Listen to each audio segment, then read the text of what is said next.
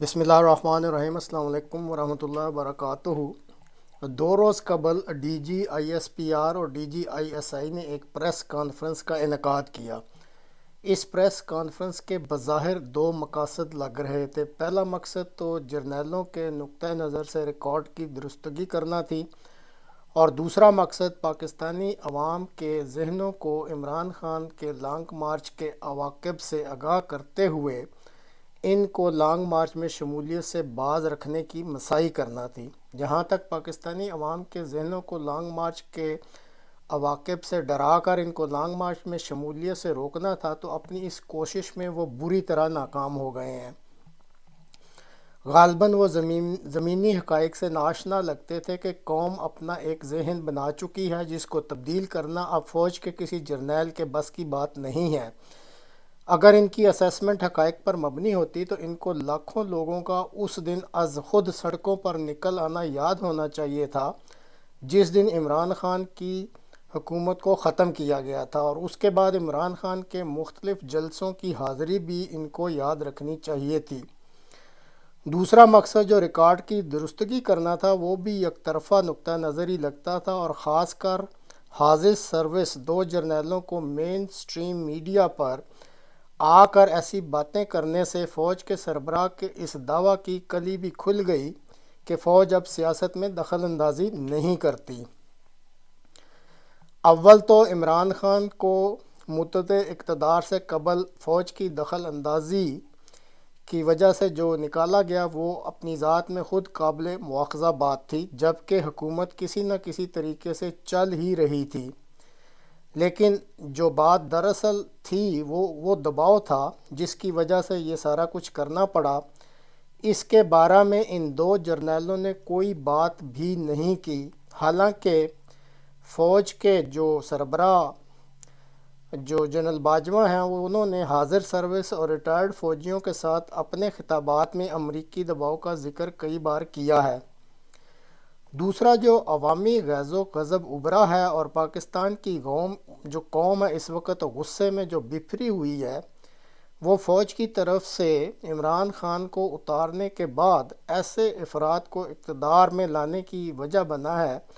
جو کہ یہ جو لائے گئے اقتدار میں اسی ملک کی عدالتوں کی طرف سے کرپشن اور دیگر الزامات کے مقدمات میں ضمانتوں پر رہا تھے۔ عمران خان اپنی ذات میں کوئی بڑی شخصیت نہیں ہے، لیکن جس بونگے طریقے سے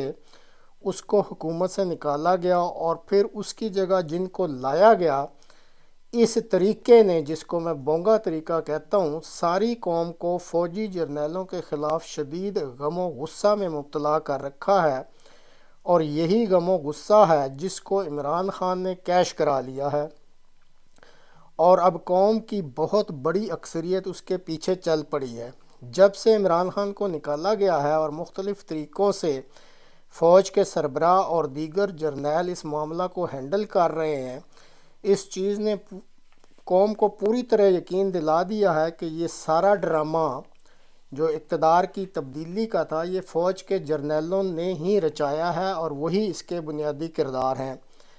ابھی جو وزیر اعظم کے فوکل پرسن جواد صاحب نے استعفیٰ دیا ہے اور جو وجوہات بیان کی ہیں وہ ساری قوم میں مزید غصہ اور طیش کا باعث بن رہی ہیں۔ ان کے مطابق جو بھی وزیر اعظم ہو یا جس کی بھی حکومت ہو وہ بے بس ہوتا ہے اور احکامات کہیں اور سے آتے ہیں،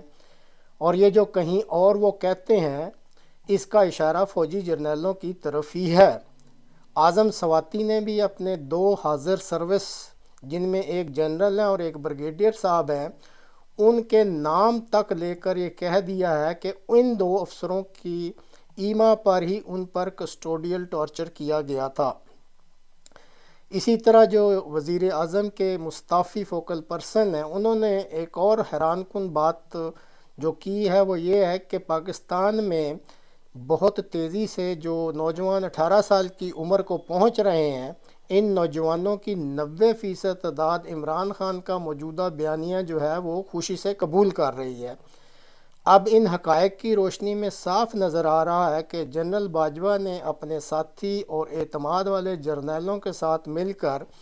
جو جال عمران خان کے لیے بچھایا تھا وہ سارے کے سارے جرنیل اب اس جال میں خود پھنس گئے لگتے ہیں، اور اب پھڑپھڑاتے پھر رہے ہیں۔ بظاہر اس جال سے نکلنے کے لیے اب فوجی جرنیلوں کے پاس دو ہی راستے ہیں۔ ایک راستہ تشدد کر کے فوجی حکمرانی کا ہے، جو ملک کے لیے بہرحال بہتر نہیں ہے، کیونکہ آگے چل کر بہت ممکن ہے یہ ملک کی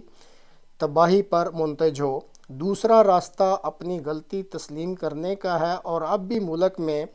صاف اور شفاف انتخابات کرا کر اکثریتی پارٹی کو اقتدار منتقل کر دینے کا ہے۔ یعنی یہی دو راستے ہیں۔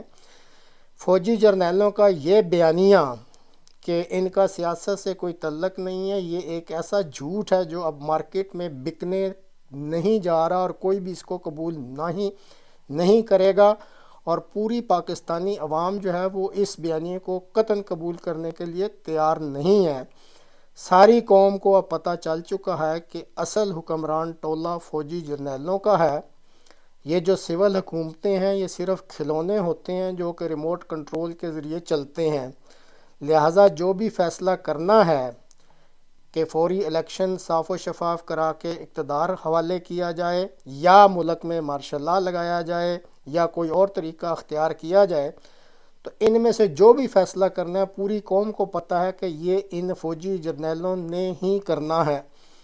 اب یہ فوجی جرنیل اس بات کو سمجھتے ہیں یا نہیں، یہ ان کا کام ہے، اور ان کو یہ سوچنا چاہیے کہ وہ ٹھنڈے دل سے یہ سوچیں کہ اس ملک کے لیے بہتر کیا ہے، کیونکہ وقت تیزی سے گزر رہا ہے،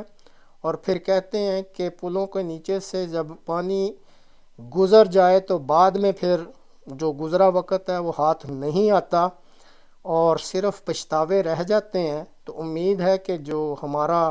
فوجی جرنیلوں کا ٹولہ ہے وہ ٹھنڈے دل سے جو حالات چل رہے ہیں اس پر غور کرے گا، اور جو ملک کے لیے بہتر ہے اس کے بارے میں کوئی فوری فیصلہ کر لے گا۔